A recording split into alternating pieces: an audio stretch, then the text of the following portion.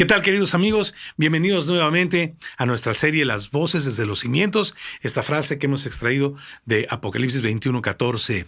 Las voces de los apóstoles desde los cimientos, las columnas de esta nueva ciudad establecida en gracia, misericordia y por los méritos de Cristo. Bueno, hemos estado exponiéndonos a la palabra, escuchando las voces, inspirados probablemente en alguna frase que ellos dijeron hablando con Jesús, o en alguna frase que Jesús les mencionó, o en algún perfil, probablemente, de sus características como apóstoles. Simplemente para recibir un mensaje a través de sus vidas que pueda inspirar las nuestras, para seguir sus pasos, para seguir los pasos de nuestros próceres de la fe, de de aquellos que empezaron la siega de los campos que nosotros seguimos segando, los obreros, los primeros obreros enviados a la mies, los apóstoles de Cristo. Y en esta ocasión vamos a ver la voz de uno de estos preciosos apóstoles, Judas. Judas, el hijo de Alfeo, Judas, el llamado Tadeo, hermano de Jacobo, hijos de Alfeo, no de Elfeo, sino de Alfeo. Y vamos a ver su preciosa voz. Pero antes de esto, te invito a que me acompañes un momentito en oración. Señor, te damos gracias por tu palabra y estamos bien contentos de volvernos a reunir alrededor de la hoguera, Señor, de la Escritura. Tú eres el centro de nuestras vidas y nosotros estamos alrededor, gravitando, Señor, alrededor de aquel que es el que lo llena todo en todo, Señor. Te damos gracias y te pedimos que prepares nuestros corazones para recibir este mensaje que nos permita tomar la estafeta como siervos tuyos y seguir adelante, Señor, en la expansión de tu reino y en la fama de tu nombre, a lo cual nos has enviado en Cristo Jesús. Amén. Este Judas, hijo de Alfeo, no se habla mucho de él en la palabra de Dios, en la Escritura. Probablemente no es el escritor de ninguno de los evangelios, ni ninguna de las cartas, como las que escribió Juan, Pedro o Pablo.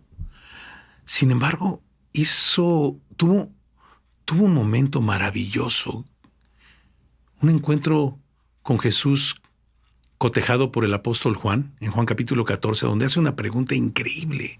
Judas, que resuena desde el mismo cimiento de esta columna, donde su nombre está inscrito, Judas, hijo de Alfeo, o Judas, el llamado Tadeo, Judas Tadeo. Y esa es la que voy a resaltar en este momento, porque es una de los momentos que más me inspiran en la vida de este Judas, hermano de otro Jacobo, los hijos de Alfeo, pues. Y esto está en Juan capítulo 14, versículos 21 al 23, donde Jesús les dice que el que tiene sus mandamientos y los guarda, este es el que le ama. Y el que le ama sería amado por su Padre, y Jesús mismo le amaría y se manifestaría a él. Así que el Señor pone una condición. El Señor no dice que no se pueda manifestar a nuestras vidas, ¿no? Muchas religiones hacen muchas cosas y muchos tipos de ritos para que Dios se manifiesten y probablemente buscan de manera así corporal Dios que se manifieste y que lo puedas ver, ¿no? Y el Señor dice que sí hay una forma en que Él se manifiesta en nuestras vidas. Juan capítulo 14, versículo 21. El que tiene mis mandamientos y los guarda, ¿no? Este es el que me ama, dice Jesús. Muchos decimos amar a Jesús, aunque la palabra de Dios hace mucho más énfasis, primera de Juan 4:19, que dice que nosotros le amamos porque Él nos amó primero. O primera de Juan 4:10, que dice que en esto consiste el amor, no en que nosotros amemos a Dios, sino en que Dios nos amó a nosotros y envió a su Hijo en propiciación por nuestros pecados. Pero muchos decimos que como resultado de este amor recibido, y es así que debe ser, ciertamente, amamos a Dios. Pero el Señor lo pone de manera muy objetiva. El que tiene mis mandamientos y los guarda, este es el que me ama. Es increíble. No el que se emociona, no el que canta muy fuerte, no se trata de dar dinero, no sé, o el que hace ritos. El que tiene mis mandamientos y los atesora en su alma y en su corazón y en su manera de vivir, este es el que me ama. Y el que me ama será amado por mi Padre, y yo le amaré y me manifestaré a él. Así que la condición para que Dios se manifieste en nuestras vidas es guardar sus mandamientos. Y mira, aquí viene la voz de Judas Tadeo, hijo de Alfeo, desde su cimiento. Versículo 22. Juan 14, 22.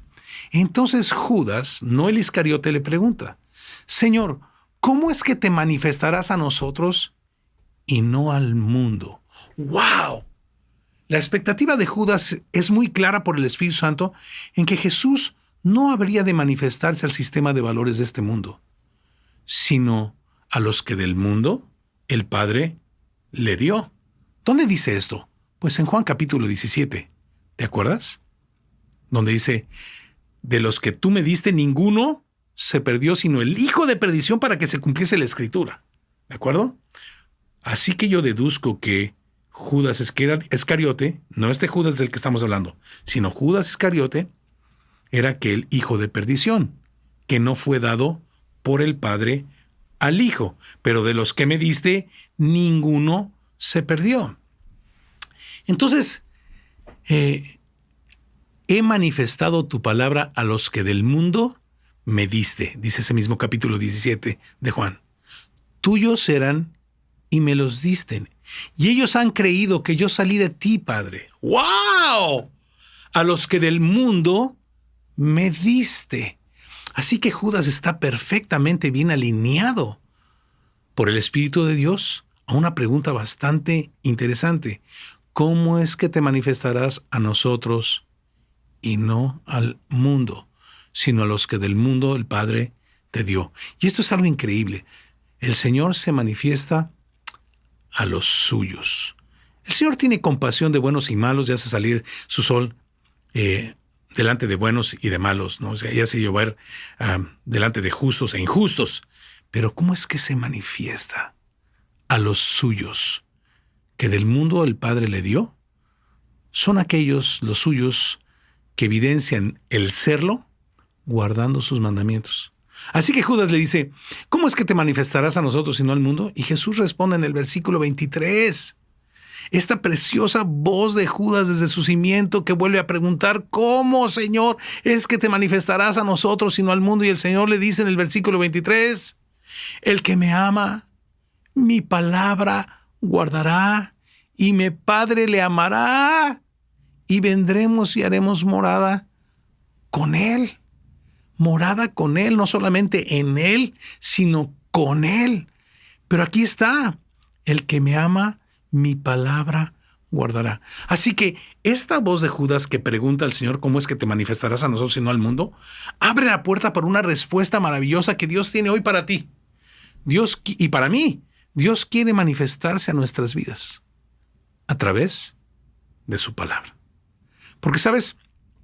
La Biblia nos dice en el Evangelio de Juan, capítulo 1, versículo 14, que Jesús es la misma palabra de Dios.